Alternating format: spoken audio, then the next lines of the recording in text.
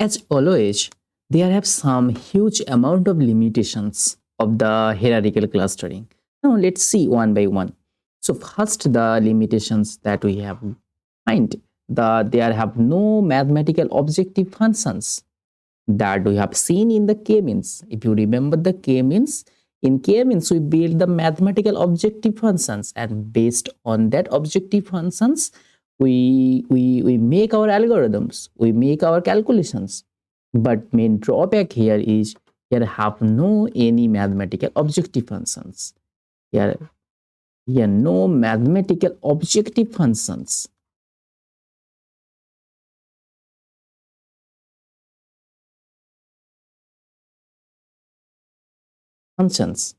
okay, that we are directly solving. Okay, no mathematics means we have some make some programmatical point of view, we will solve this, but we have not to make some objective functions. They have no objective of this problem. This is the main drawback of it. So no mathematical objective functions they are have, that we are directly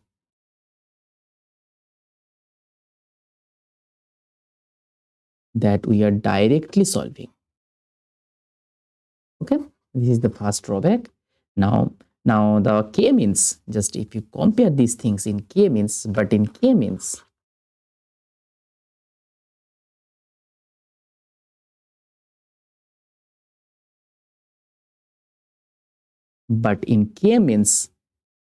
there have some clear objective functions. Okay, there have some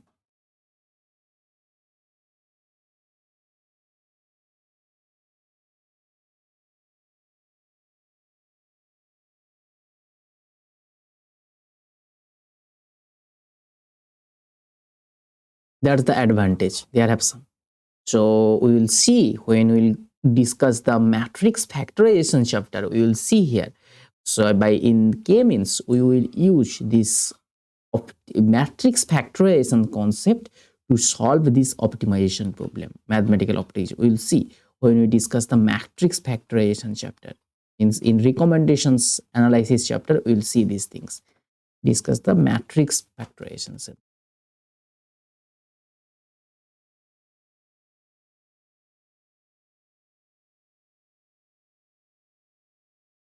We'll see these things. By simply using the matrix factorization chapter, we will solve this mathematical objective function. But the main disadvantage here, we have no mathematical objective functions here, so we cannot directly apply another kind of mathematics, another kind of technique to solve this problem, because we have some programmatical point of view.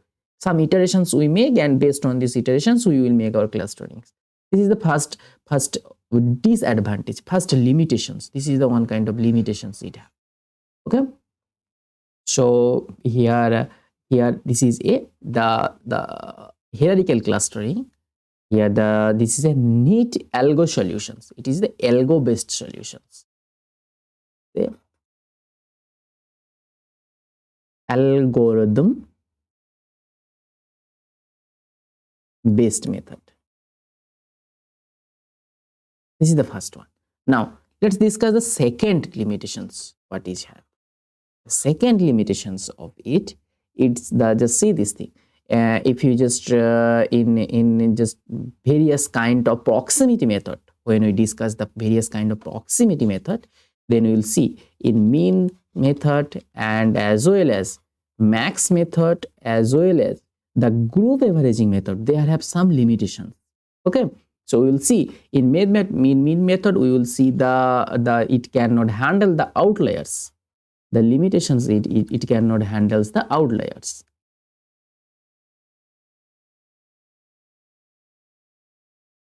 Its main disadvantage is outliers effect.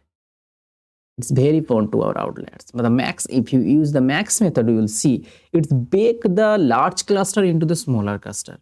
Okay, it's the one type of its disadvantage of the max technique. It breaks the large cluster into the smaller one.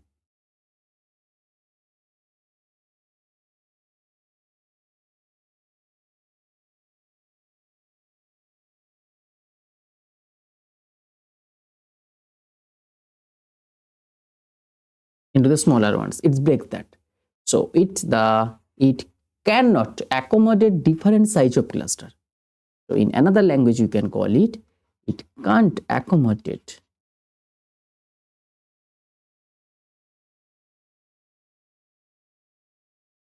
a different size cluster.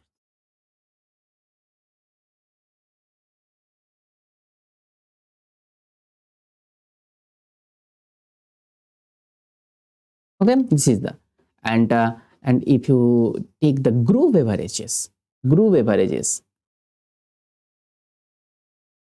if you consider the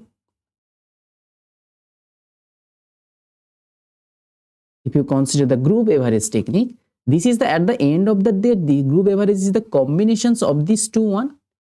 Okay, this is the combination of mean max combination.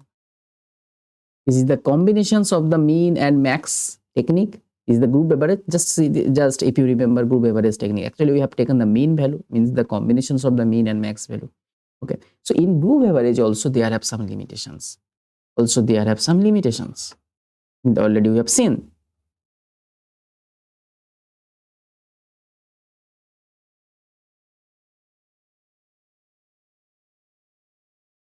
Already we have seen these things. Okay, these are the limitations of the second type of limitations of the hierarchical clustering. Now let's see the main disadvantage of it. The main disadvantage I'm using, because of this I'm using the red color. Main disadvantage.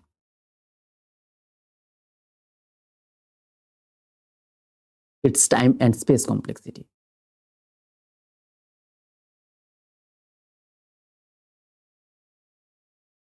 It's time and space complexity.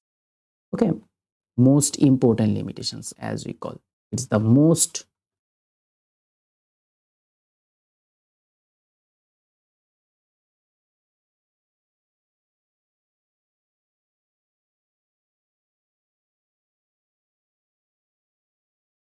its most important limitations is its space and time complexity.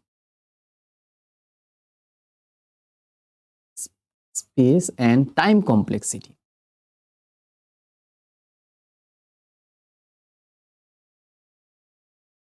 Okay, we'll see. We will already see the space complexity is what? The space complexity is order of n square approximate equals to, and times complexity is equals to order of n cube. Or if we apply some complex data structure, so we can convert it order of n square log n. We'll see this thing in previous lecture. So but if you just remember the k-means algorithm, they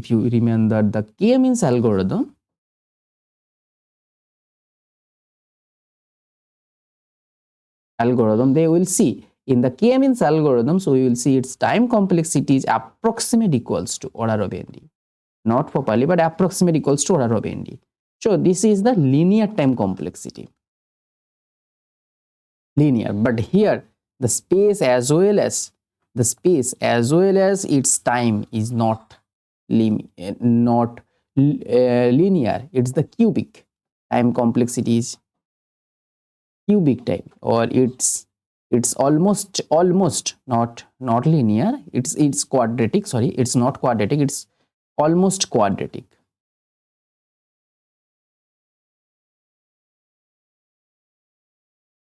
It's almost quadratic. And space complexity as well, it's a complex quadratic.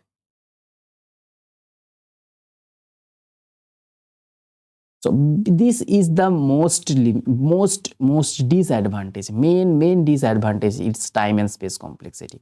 So for a large data set, it cannot be used for its space and time complexity. Okay, so for a large data set, when the number of data is large,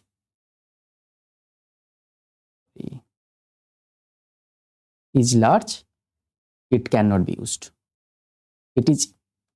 It can't be used. Okay, this is the most disadvantage of this hierarchical clustering technique. Okay, these are the So because of that, we generally will avoid this clustering technique. In next chapter, we will see the density based clustering. They are have some improvement from this clustering. We will see these things in the next chapter. But I think from this chapter we will got the idea of the hierarchical clustering. What is its benefit, and what is its disadvantage, how the geometry the actually work behind it, why it is time complexity, and what kind of hierarchical techniques we have. This kind of idea you got from this chapter, I think. So in next chapter we will see in density based clustering. So till now, stay tuned. If you like our content, please share it. Please subscribe my channel if you like our contents, and please share if those actually who have needed, those who actually try to build their career in data science, so actually interest to understand the mathematics, what is the actually mathematics behind the data science. Please share there, please share them. Okay, so I request you, if you have any questions, please comment below, and if it is not possible to give the answer on this comment, please mail me. Okay, I will try to make the video again as simple as possible, as any can easily can understand it. If you are a mathematics guy or computer science guy or electronics guy, or if you have no any knowledge about the science background, I will try to give the idea how this data science actually work, how the calculations mechanisms actually work behind the data science. I will try to make the explanations as simple as I can. Okay, so we will see in next chapter in density based clustering. So till now, stay tuned, please like it, and please subscribe my channel.